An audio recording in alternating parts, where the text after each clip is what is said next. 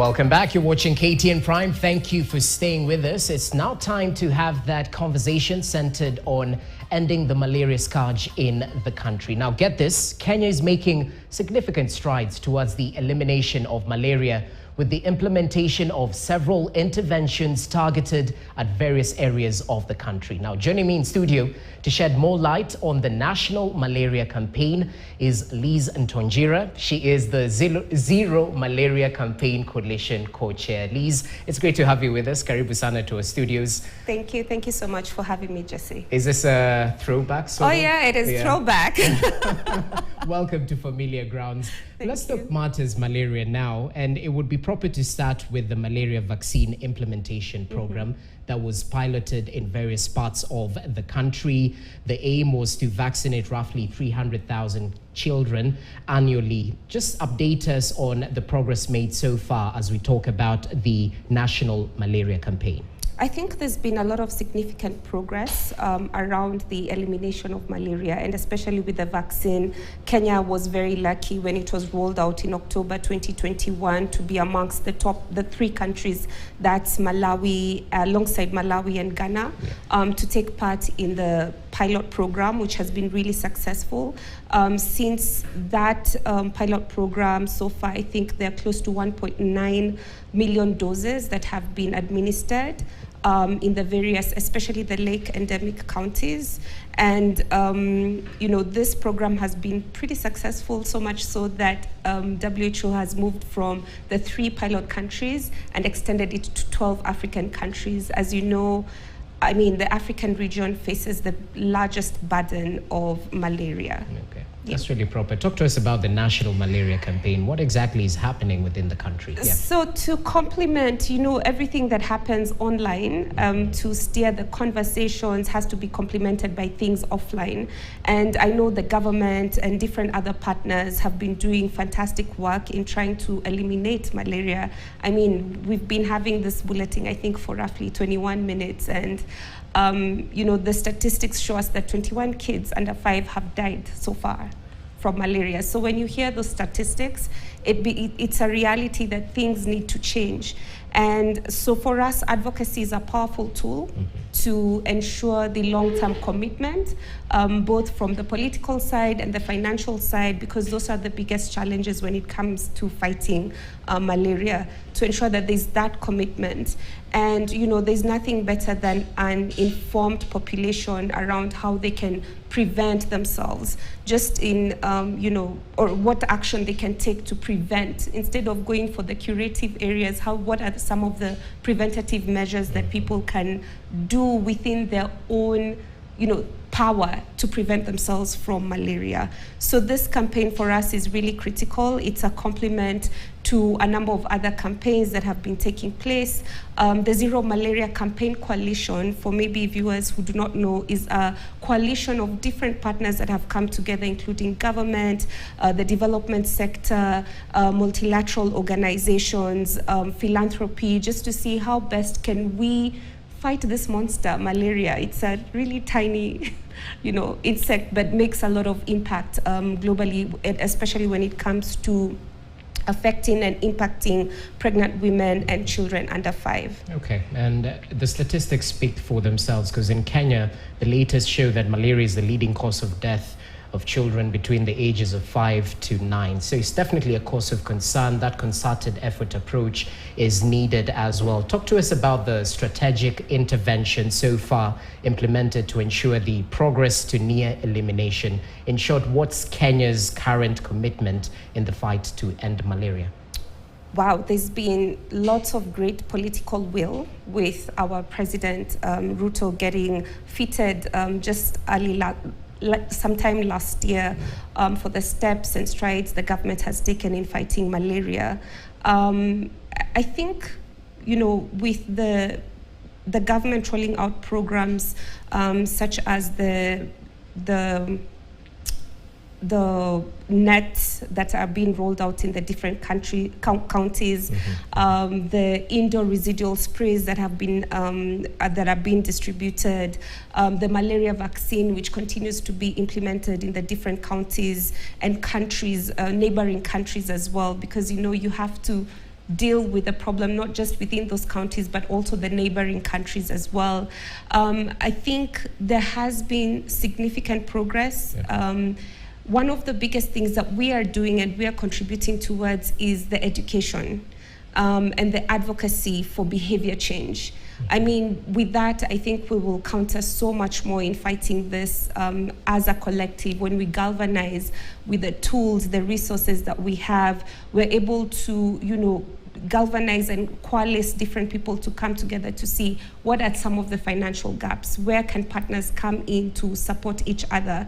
I think one of the biggest challenges has been, this fight has been very uncoordinated, so different arms doing different things, so there's often overlap, people doing the same thing. Mm-hmm. But I think just having this one umbrella, this campaign that is being meted in two tranches. One is the national campaign where we're creating this awareness, and two is we're having county-specific campaigns where we're rolling out information, communication, and education materials to fight malaria in the different languages in those counties. And we're starting with 3 key counties in Kenya, Kakamega, Kilifi, and Kisumu. So there's been a lot of workshops, a lot of trainings, bringing together whether it's community health promoters, community members, through the barazas, bringing the youth. Just so you know, there is also a malaria youth army. There is the president's task force across the African countries that's fighting this. So I feel like all these different facets will help us fight malaria. Well, that concerted approach, as we mentioned. And I know earlier on you mentioned about the challenges, be it political and equally in terms of civic education, but kindly clarify in terms of the challenges that we are facing in terms of fighting malaria in the country, because there are significant threats to malaria control and prevention that risks slowing down the progress that has been made so far. Yeah, I mean, just people understanding just because they're not in the endemic counties, it will affect them in one way or the other. Okay. And this, for countries like ours that have fragile health systems, it puts a further strain into our health systems countering this. Malaria is one of the biggest causes of work absenteeism. Malaria is also the biggest cause of, children missing school. So this, when you put all these things together, they have a huge economic impact. I think one of the things that the pandemic showed us is health is wealth, like quite literally. And we need to bring these conversations around health and well-being to the forefront. I wish health actually made the top news, the top 3-4 news instead of politics. Because we just realized without health, the whole country, the whole economies can be brought down to their knees. So that's one of the biggest challenges. People figuring out and understanding everybody has a power, and that's why our campaign is called The Power of Everyone, what everyone can do to contribute to this fight. Number 2, climate change. The climate crisis has been really impacting health in more ways than one. I think for the very first time in all the climate conversations, last year in COP29, we had a day dedicated for purely health. And one of the things that the WHO Director General even said was the face of the climate crisis is health. The impacts, the disparities that are there is, health is really the face of the climate crisis, because we're seeing the significant impacts it has. The other challenge has been the financing gaps. And, sometimes I know our governments and different development partners face challenges in trying to determine just exactly the same challenges that households face, trying to prioritize. There are all these disease burdens. Which one do we prioritize? Which ones don't we prioritize? Everything is important, but then there are urgent things. When COVID came up, COVID became top priority. Everything else was below that. So those are some of the significant challenges, and just even education, people understanding that I have the power to help myself and help my community to fight this malaria. If people just understand and educate themselves and how we can use these online campaigns to support offline activities and initiatives will really go a long way. But those are some of the significant challenges that we are facing: climate, financing gaps, political will in some areas, the priorities, how are we able to prioritize the urgent, important, etc. And there are solutions on the table. There are solutions. Yeah. One of them is this campaign that we are trying to, ensure that it permeates it transcends not just within Kenya, but with our neighboring countries as well, because we can't tackle malaria here and forget about Uganda, for instance. Yeah. It has to be multiple pronged approaches to be able to complement each other in this fight. Okay. We're trying to appeal, when we tell people what they need to be talking about and the impact that this has, even on economies, I think it will make a better case for also just meeting that financial gap, having more investments, having more partners come together and seeing how they can address this issue. Having, research, more investments even in innovation, research and development, like the vaccine is really helping. What more can we do when we put in the investments to such activities and initiatives? Okay, well noted. And as we finalize in a minute or two, because every Kenyan is affected by malaria in one way or the other, because it diminishes national and individual potential. But at times we get caught in that circus where we point fingers at the government.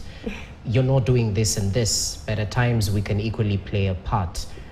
Ask not what you can do, what your country can do for you, but what you can do for your country. So in this case, how can Kenyans play a part in ensuring the End Malaria campaign is a success? Briefly. By checking out the campaign, seeing what it's all about, spreading the awareness and the message around malaria and what preventative measures people can take to protect themselves and, more importantly, protect their communities. Understanding, when it rains, there will be floods. We can't wait for the government to come clear a water puddle in your area. Sometimes it's just your own proactive initiative, and also educating the people around you and your communities around you to just take the active steps on some of these things. And we're able to do this together. So it is the power of everyone coming together, communities coming together. One of the things that we really want to do is also take this campaign to schools. Children it's just about passing the information, like the snowball effect when it continues to create a huge impact. So that's what we really want to do, because information is power.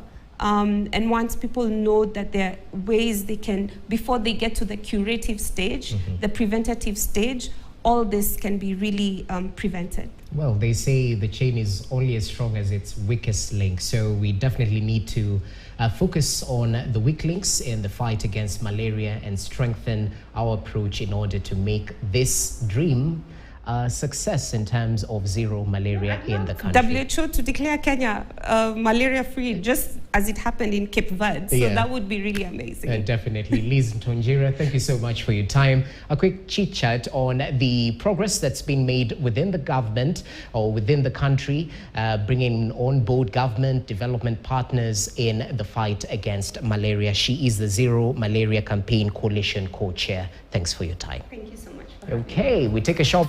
Just ahead in business, many countries in Africa investing barely 1/5 of required